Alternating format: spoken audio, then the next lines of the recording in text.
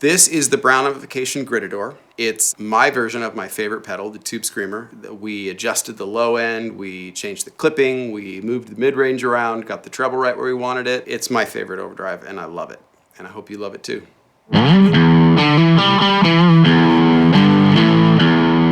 Why the name Gritador? We were throwing around names for this, and Adam threw out the name Gritador. It means screamer in Portuguese, and it made me think of Matador, and I just fell in love with it. So we went with it.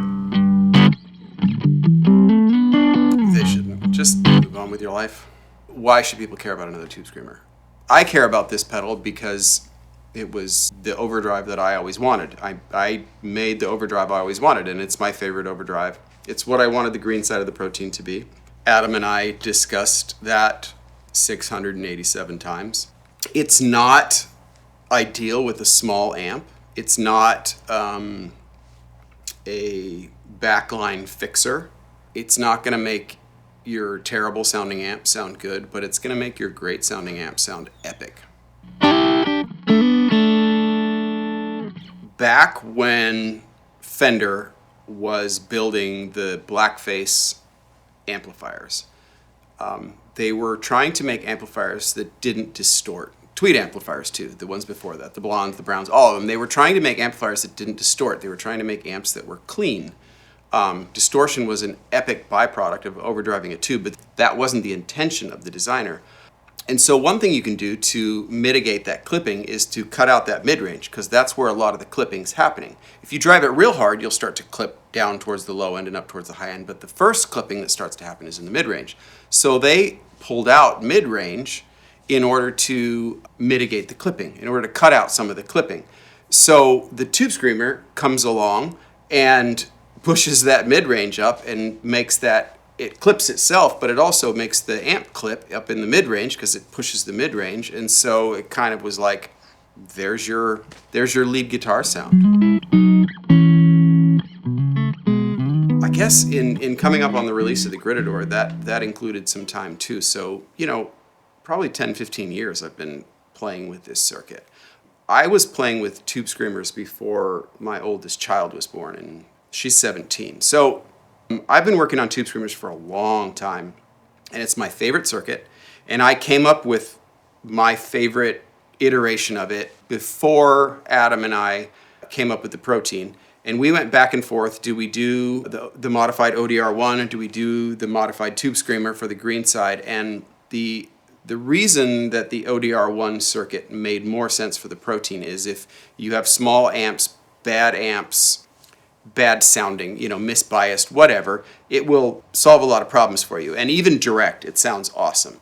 The Gritador was my perfect overdrive that in the ideal scenario with a great sounding amp it just does everything I want it to do. I've never enjoyed Tubescreamer pedals in general. I've never gravitated towards them. And I think mainly just because the majority of my playing experience was always playing through in-ears. And just that mid-range being boosted, especially when you're playing backline and rented gear, it just never seemed to be right. Always sounded great through my rig at home or in the studio and when you're sitting next to the amp, but it never seemed to translate, for me at least, on stage. And that's why I think I've tried so many different Tubescreamers and variations of Tubescreamers, boutique ones, and they were always really cool, but when it came down to it, I just never gravitated towards Tubescreamers. The first time I played a Gritador, it was actually funny because David dropped one off to me, and I plugged it in and turned it on. I was working on a track, I don't remember what it was. And I was dialing in just kind of the gain levels and the preamps and everything, and got into tracking on the song, and I didn't realize for an hour that the Gritador was still on. And that to me was, that I looked down and noticed that it was still on. And that was the first thing that impressed me, because normally, as I mentioned, that mid-bump thing, especially growing up playing with in-ears most of the time, it just never was something that I would gravitate towards. So the fact that I turned it on, messed with it for 1 minute, and then went back to playing music and finished tracking without realizing that I hadn't turned it off, made me realize that there was kind of something special about the way that Gritador was approaching that Tubescreamer style circuit. I think it has something to do with the mids. One thing I appreciate about what Dave does is he's so precise with the frequencies that he chooses, whether it's his amps or his guitars or his circuits. It just seems to be really dialed into the most musical frequencies. And I think what I didn't like about a lot of screamers was, yes, there was a mid-range hump. Maybe it was where they were boosting that mid-range. Maybe it was the width of the EQ curve. Maybe it was just too broad and it wasn't dialed in enough.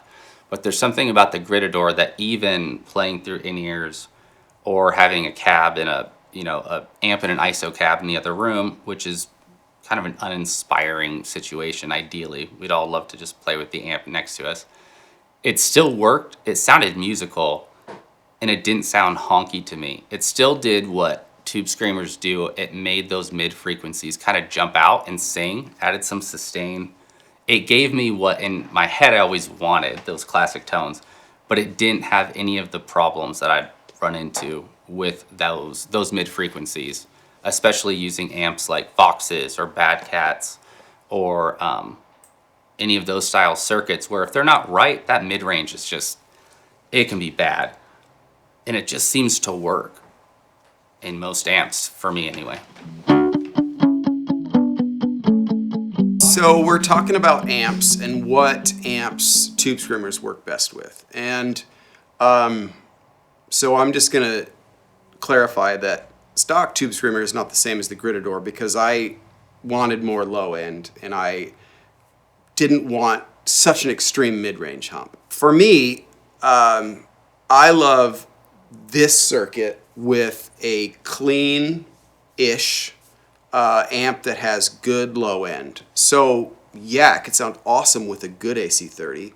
Unfortunately, a lot of people have played misbiased or AC30s that have bad power tubes because AC30s chew through power tubes if they're biased real hot, which stock they are, or matchlesses are biased really hot, and so they just eat up power tubes. So a lot of people have played those circuits and said, oh, I don't like those amps because they've not played one that was tuned correctly or that had good tubes in it.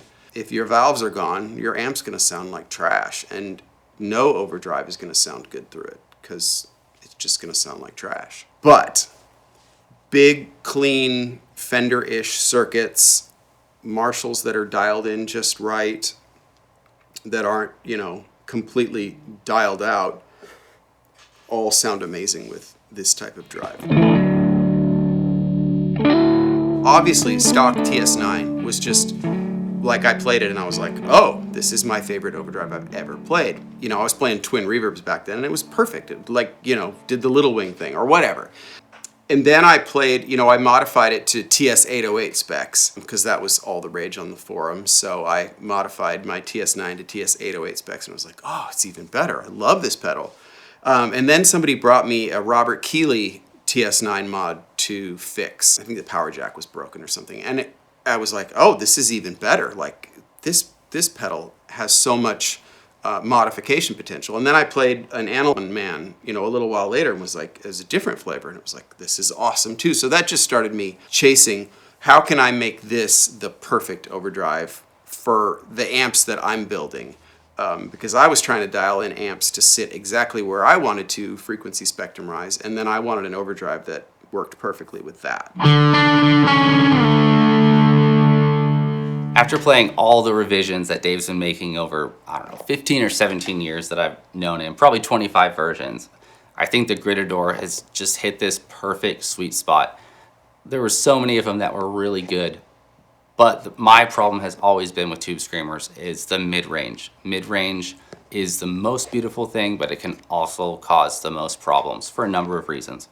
And the way he's found a way to get that perfect mid-range frequency boost right where you want it, right where it makes the guitar sing, and it adds that sustain without any of the extraneous frequencies being added, to me is why I might actually have a Tubescreamer style circuit, the Gritador, on my board.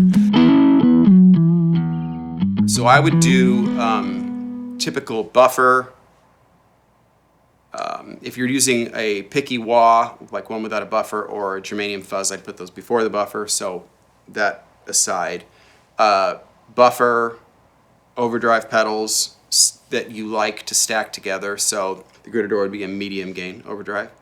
And then I would run choruses, any sort of modulation effect that you want in the middle there. Some modulation effects are really nice in front of your drives.